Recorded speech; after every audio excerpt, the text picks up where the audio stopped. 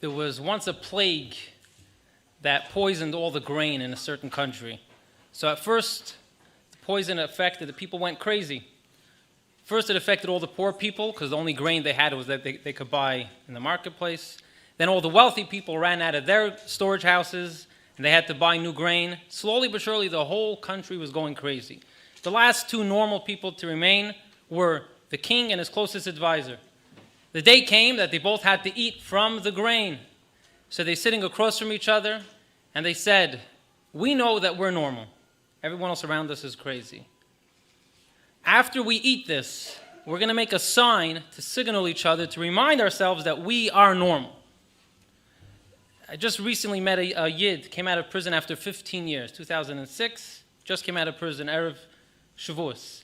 He got a cell phone, and he was waiting 2 days after leaving prison. He was waiting online at the bank. He told me he's looking around, and 15 years, how much the world has changed. Every single person on the line was looking at a device. To the extent that in order to not be crazy, he took out his phone and started looking at it, although he didn't even know what to do with it. So we're here tonight as a beginning to start supporting each other and reminding each other, like you said, what norm is, the fact that we are normal. Even if we feel, we see there's so much craziness around us, and sometimes we feel like we're a part of the craziness, but we still have that reminder of what normalcy looks like and what it could look like, and the fact that we could make it the norm again. I would suggest that we start by giving ourselves a round of applause, because when we get home tonight, we're probably not going to get one from our kids. So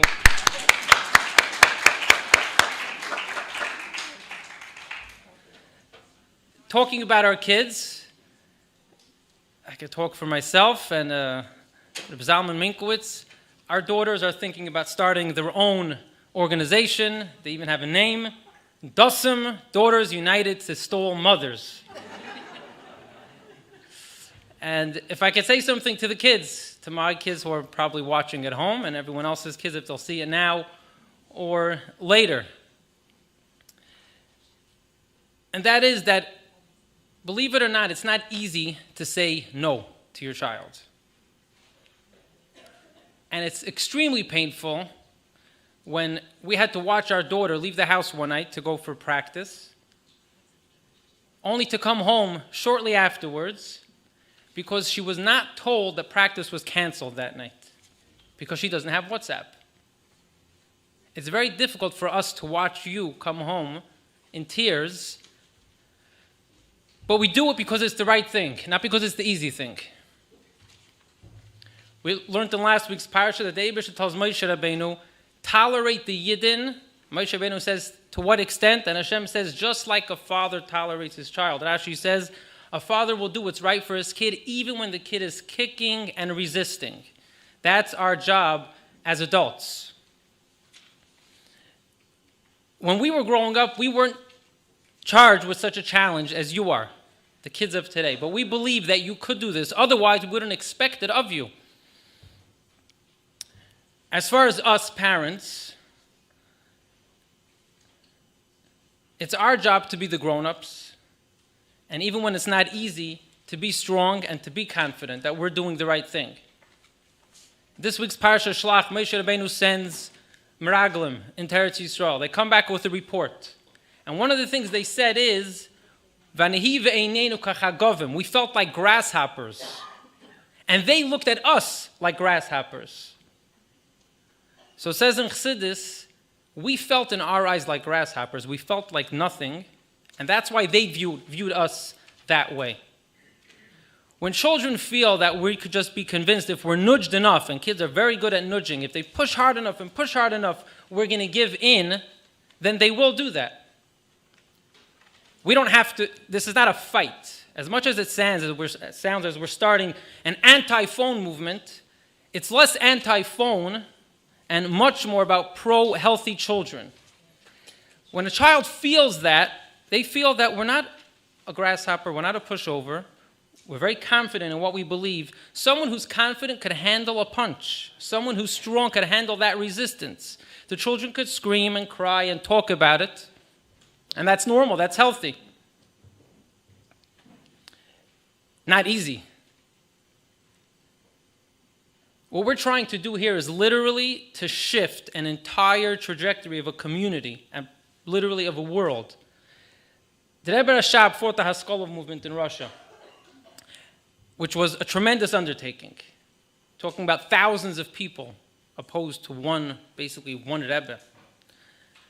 So the Rebbe and Rivka, his wife, asked him one day, why are you doing this? How far could you get? One person fighting so many thousands of people, such a big force.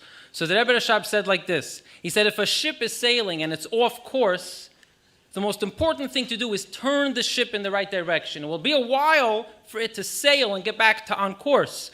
Turning the ship is the most difficult thing. What we're doing tonight is standing up here and having the courage to take that ship and give it a shift, turning in the right direction. And Mirz Hashem, we will see the results. And it's not just for Crown Heights. If I could be as bold as saying, what happens in Crown Heights does not stay in Crown Heights. Because this week is Parshas Shlach, we read the Haftarah, we read about another set of Meraglim.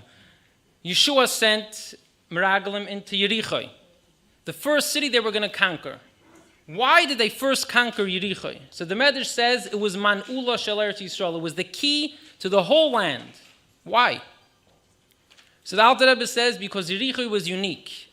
The people living in Yericho were not one nation. All nations lived in that one city. If you strengthened Yericho, the whole country felt strong. If you weakened Yericho, everybody felt vulnerable.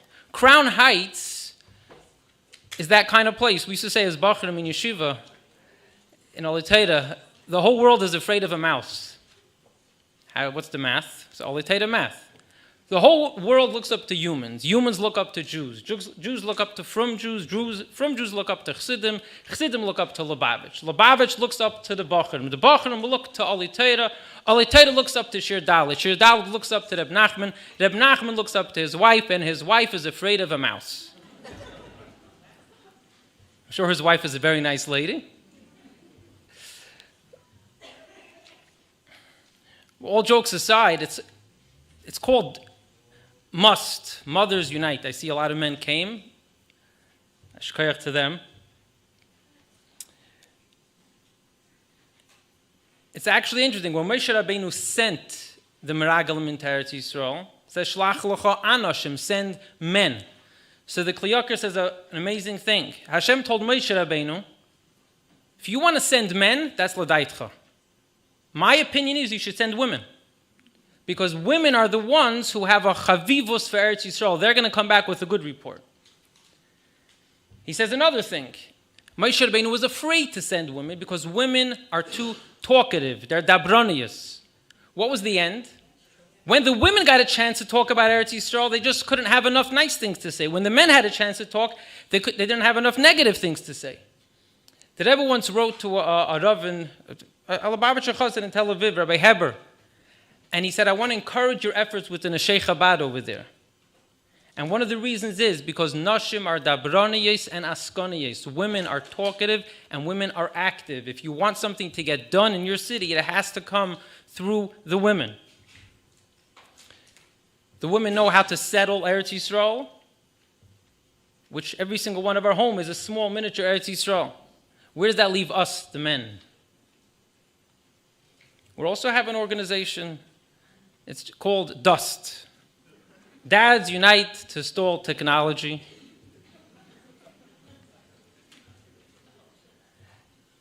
For two reasons. Number one, I'm talking from what parents talk about themselves. So this one mother says she would actually like very much not to give her children, even her high schoolers, smartphones, but the father insists. In such situations, we have to be like dust on the floor, disappear. Let her do her thing. In other cases, a father tells me he has great ideas for his wife. Don't give anybody this, don't give anybody that. There's no smartphones, there's no video games, garnished. Go back to reading books. She tells her husband, you're not home the whole day. You don't know what it's like. I'm bored. In such cases, we have to be like dust. We have to be a support as much as we can to try to support their good efforts. So to end off with, the Rebbe Rashab was once in Frankfurt, Germany, Frankfurt am Main. And he met over there with the Rav.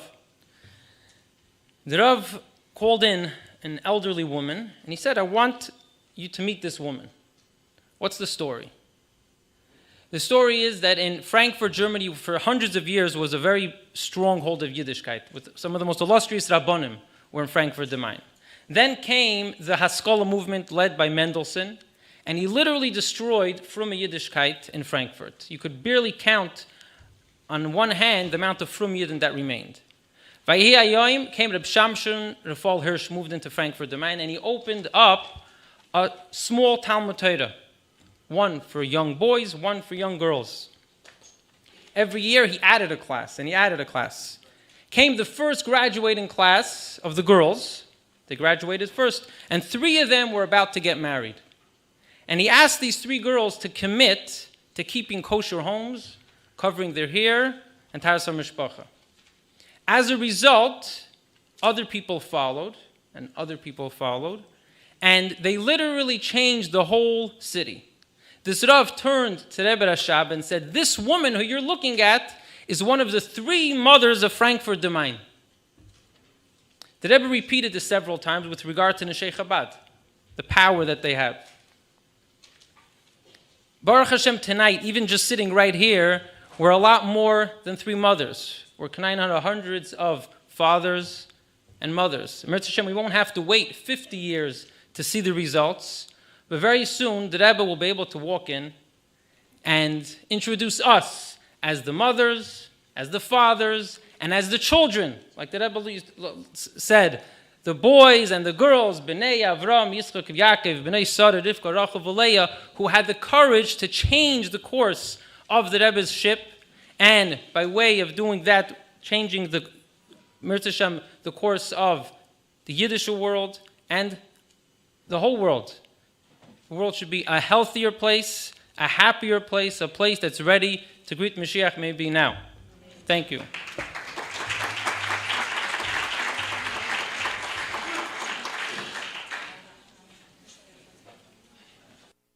Mamshich in Kris Atele von Yem Hasheni, was de Meile von Yitzchak in Leyachli wer bakumen de Chinoch von Avram und Sarah. Na Sarah ist gleich abgegeben mit den Chinoch. Noch mehr, wie viel Avram hat getan in dem, und das ist sich also Alpitera, der erste Jahr von Akin, und der Hemmscher, ich sage dir, dass ich dort das Mann, was ist, zorich liime. Und befragt noch, als bei Avram ist Avreva Chesed, ist beim gewende Kabakoshe Galui Shmoel Yichye Lefonecho, und der Sora hat gleich bewohnt, das soll sein der Inyan, alle Jirash, zusammen im Bni, im Yitzchok, der Vater, dass bei Yitzchok Yikore Lecho Zora. Und das gleich Madgish in Reish Hashona, de beide Inyone, als war die Shem Poke des Sora, der Vater Sora hat gebeten und hat geteinet mit der ganzen Starkheit, bis zu den Wörtern, was ihr gesagt zu Avromen, Alecha, für was gleich nicht misspallel gewesen, was ihr so gewesen, Aisha, Kshero, Eser, 10 Beile. Wie kommt sagen zu Avromen, Asami, Sort Nusach, if die Schaße sich wegen Hoben a jüdischen Kind und mechanisch sind mit a jüdischen Kind, ist auch demnach stellt man sich nicht auf und bechol Drochim, was sie sein in Darke Teile, was sie sein Tage Droche Darke Näher. Bechol Nisivisseo Scholim tut man aber in See Gufe mit a Techev, Alpi Teilo, und unter demnach tfiet man es, aber Yitzchak Yikore Lecho Zora. mit Chanechel Nar, wo demult die Gamke Jaskin bei Yosser Mimenu, verbunden mit dem Chinuch, was mit Chilas Hashonim hängt das auf an der Isha, an der Mutter, ki me bui Baalo, Baaloche, bis mit Miserta Sechet, Meisera, wenn Chaye Jem Je. Und bei Pashtus meint man es, wenn geht zur Mutter und zur Mechaneches und Madriche. Azafal Pi, was wenn geht zur Kind, ist dort beide in Jone. darf haben der Achille, Stie, Wischine, mit der alle Unionen, bis viele Aine, shel Shashuim, kidei soll sein Gesinnter und soll sich können greifen.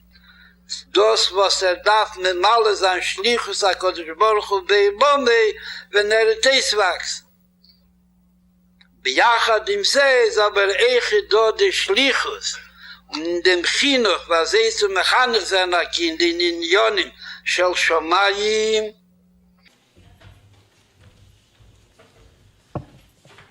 Hi, Dr. Rosen. With tremendous dedication for more than 35 years, Dr. Rosen has devoted himself tirelessly to taking care of our community's health. Together with Neshama's organization, Dr. Rosen is focusing on supporting the mental health and emotional health and well-being of our community members, especially our children.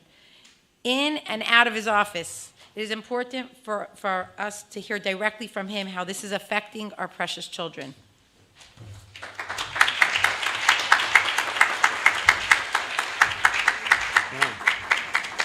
Thank you, thank you, thank you. A nice crowd. It's actually, thank you. It's actually with a lot of pain that I stand here tonight. I have this wonderful privileged position where I see hundreds of our children, our youth, our young adults come through my office, and I get 15 minutes, 20 minutes, a half an hour to talk to them. So I'm in the trenches, and I'm looking, and I'm listening. And all of a sudden, I'm seeing something I never saw before, and it's frightening. I'm seeing what I'm going to call an epidemic of anxiety in the children. I'm seeing 11-year-old with anorexia. I'm seeing 13-year-olds not going to school. And these are kids from beautiful families. These aren't neglectful parents. And when I ask, why aren't you going to school? Because I'm so stressed, I'm so anxious, I don't sleep at night, I don't eat properly. I can't possibly think straight going to school. I feel better staying home and sleeping. And I'm seeing 15-year-olds who are frankly suicidal.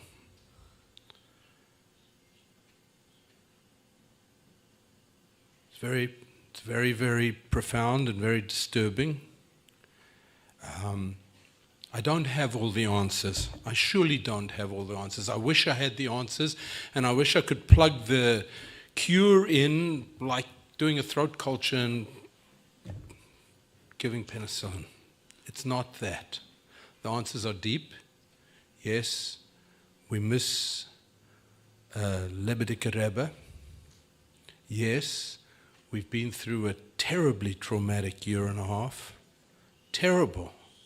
Yes, being at home on a computer instead of in school with classmates has been very costly. But these are things we can't do anything about. We can't change those things. There's something else that for a while has struck me. And it strikes me first when a mother walks into the office with a 2-year-old, and the 2-year-old is nervous, of course, or a 3-year-old is nervous. And the first move is, let me get a video for you, and this screaming child becomes immediately calm. And God forbid the mother should try and take the phone away from the child. Keilu subrokim.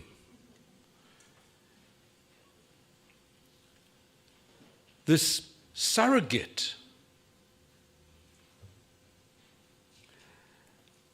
I think that's where the beginning of the disconnect lies. As far as I'm concerned, the most important cause of anxiety is disconnection. You all, or most of you, certainly have marriages and families. When you experience disconnection from your spouse, there's this real deep sense of discomfort and anxiety that enters into your heart. You don't sleep well at night. You don't eat well. Disconnect, I believe, is at the root of the epidemic of anxiety and all of its manifestations, some of which I mentioned. And one of the powerful drivers of disconnection is the cell phone. Kids in school need to be happy, learning, playing, and not worrying. Kids should have nothing. The Rebbe's words ring in my ears. It was beautiful to watch the Rebbe, thank you. The Rebbe's words ring in my ears about children needing to worry about their schoolwork only. The most important thing that a child should worry about is the test that's coming up. And even that should be underplayed, not overplayed. And all of a sudden, the kids are worrying about everything. They're exposed to tremendous amounts of sadness. If somebody dies in Australia, unfortunately, the kids know about it. Some 8-year-old, God forbid, gets sick and dies. The kids are involved. Why should they be involved? Why should an 8-year-old or a 10-year-old or a 12-year-old be worrying themselves sick? Sick, and when I say sick, I mean sick.